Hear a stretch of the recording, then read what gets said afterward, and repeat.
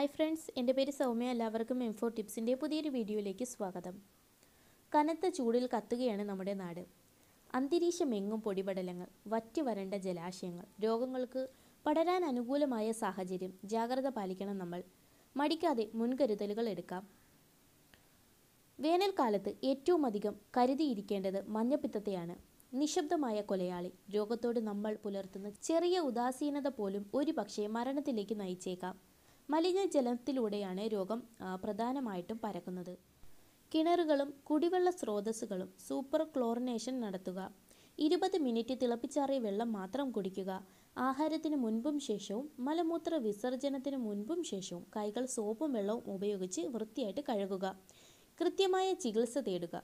പൂർണ്ണ വിശ്രമം ഉറപ്പുവരുത്തുക. വ്യക്തിശുചിത്വം പാലിക്കുക. മദ്യപാനം ഒഴിവാക്കുക. വാണിജ്യ അടിസ്ഥാനത്തിൽ ഉൽപ്പാദിപ്പിക്കുന്ന ഐസ് ഉപയോഗിക്കാതിരിക്കുക. സൂര്യ താപമേറ്റാൽ നമ്മുടെ ആരോഗ്യത്തിന് ഒരുപാട് പ്രശ്നങ്ങളുണ്ടാകും. ഈ മാസം തുടക്കം മുതൽ സംസ്ഥാനത്ത് മിക്ക ജില്ലകളിലും കനത്ത ചൂടാണ്. അന്തരീക്ഷ താപനില ക്രമാതീതമായി വർദ്ധിക്കുമ്പോഴുണ്ടാകുന്ന ആരോഗ്യ പ്രശ്നങ്ങൾ എന്തൊക്കെ എന്നതാണ് ഇന്നത്തെ വീഡിയോയിലൂടെ ജസ്റ്റ് ഞാൻ നിങ്ങളൊന്ന് ഷെയർ ചെയ്യുന്നത്. പരിധിയിലധികം താപനില ഉയർന്നാൽ ശരീരത്തിലെ താപനിയന്ത്രണ സംവിധാനങ്ങൾ തകരാറിലാകും. അതിനാൽ നമ്മുടെ ശരീരത്തിലെ താപം പുറത്തേക്ക് കളയുന്നതിന് പ്രശ്നങ്ങളുണ്ടാകും. നമ്മുടെ ശരീരത്തിൻ്റെ പ്രവർത്തനങ്ങൾ തകരാറിലാകുന്നതിന് ഇതൊരു കാരണമാകും. ഇതിൻ്റെ ലക്ഷണങ്ങൾ എന്ന് പറയുന്നത് വളരെ ഉയർന്ന ശരീരതാപം, വറ്റി വരണ്ട് ചുവന്ന് ചൂടായ നമ്മുടെ ശരീരം, നേർത്ത വേഗതയിലുള്ള നാഡിയിടിപ്പ്, ശക്തമായ തലവേദന, തലക്കറക്കം, ചിലപ്പോൾ അബോധാവസ്ഥയിലേക്ക് വരെ നയിച്ചേക്കാം.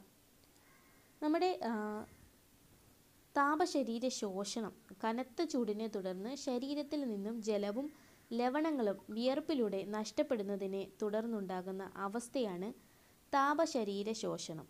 വെയിലത്ത് ജോലി ചെയ്യുന്നവരിലും പ്രായാധികമുള്ളവരിലും രക്തസമ്മർദ്ദം കൂടുതലായ രോഗങ്ങളുള്ളവരിലും ഇത്തരത്തിൽ ഉണ്ടാകാനുള്ള സാധ്യത കൂടുതലാണ്.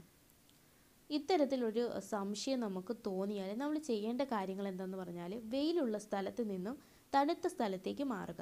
തണുത്ത വെള്ളം കൊണ്ട് നമ്മുടെ ശരീരം തുടയ്ക്കുക. ധാരാളം വെള്ളം കുടിക്കുക. കട്ടി കൂടിയ വസ്ത്രങ്ങൾ മാറ്റുക. ഇത്രയും വേഗം ആശുപത്രിയിൽ എത്തിച്ചേരാനും നിങ്ങൾ ശ്രദ്ധിക്കണം. സൂര്യതാപം എന്ന് പറയുന്നത് നേരിട്ട് വെയിലേൽക്കുന്ന ശരീരഭാഗങ്ങളിൽ സൂര്യതാപമേറ്റ് ചുവന്നു തടുക്കുക. വേദനയും പൊള്ളലും ഉണ്ടാകുക. പൊള്ളലേറ്റ ഭാഗങ്ങളിൽ ഒരു കുമിളകൾ ഉണ്ടാകുന്നതുമാണ് സൂര്യതാപം ഏൽക്കുന്നതെന്ന് പറയുന്നത്. ചൂട് കൊണ്ടുള്ള പേശി വലിവെന്ന് പറയുന്നത് ജലാംശം നമ്മുടെ ശരീരത്തിൽ നിന്നും നഷ്ടപ്പെടുന്നത് മൂലം കൈകാലുകളിലും ഉദരപേശികളിലും കൂടുതലായി വലിവ് അനുഭവപ്പെടുന്നു. ഉപ്പിട്ട കഞ്ഞിവെള്ളം, നാരങ്ങ വെള്ളം അല്ലെങ്കിൽ കരിക്കും വെള്ളം എന്നിവ നമ്മൾ കൂടുതലായിട്ട് ഉപയോഗിക്കുക. ഇതിനൊരു ഫലപ്രദമായ മാർഗമാണ് ഇത്. ചൂട് കൊണ്ടുണ്ടാകുന്ന നമ്മുടെ ശരീരത്തിൻ്റെ തിണർപ്പെന്ന് പറയുന്നത് കൂടുതലായിട്ടുണ്ടാകുന്ന വിയർപ്പിനെ തുടർന്ന് നമ്മുടെ ശരീരം ചൊറിഞ്ഞ് തിണർക്കുന്ന അവസ്ഥയാണ്. കുട്ടികളെ ഇത് കൂടുതലായിട്ട് ബാധിക്കാറുണ്ട്. നമ്മുടെ കഴുത്തിലും നെഞ്ചിൻ്റെ മുകൾ ഭാഗങ്ങളിലുമാണ് ഇത് കൂടുതലായിട്ട് കണ്ടുവരുന്നത്. തിണർപ്പ് ബാധിച്ച ശരീരഭാഗങ്ങൾ എപ്പോഴും ഉണങ്ങിയ അവസ്ഥയിലായിരിക്കാൻ ശ്രദ്ധിക്കുക. ഇത്രയും കാര്യങ്ങൾ നമ്മൾ ഈ ഒരു വേനൽക്കാലത്ത് പ്രത്യേകം ശ്രദ്ധിക്കേണ്ട കാര്യങ്ങളാണ്. അപ്പം ഇന്നത്തെ വീഡിയോ നിങ്ങൾക്ക് ഉപകാരപ്പെട്ട് കാണുമെന്ന് വിശ്വസിക്കുന്നു. ജസ്റ്റ് നമ്മൾ നാട്ടിൽ അധികമായിട്ട് ചൂട് അധികരിച്ച് വരുന്ന ഈ ഒരു സമയത്ത് ഷെയർ ചെയ്യാൻ പറ്റിയ ഒരു ടിപ്പാണ് അല്ലെങ്കിൽ ഒരു അറിവാണ് ഇതെന്ന് ഞാൻ വിശ്വസിച്ചുകൊണ്ടാണ് ഇന്നത്തെ വീഡിയോ ഞാൻ നിങ്ങളോട് ഷെയർ ചെയ്തത്.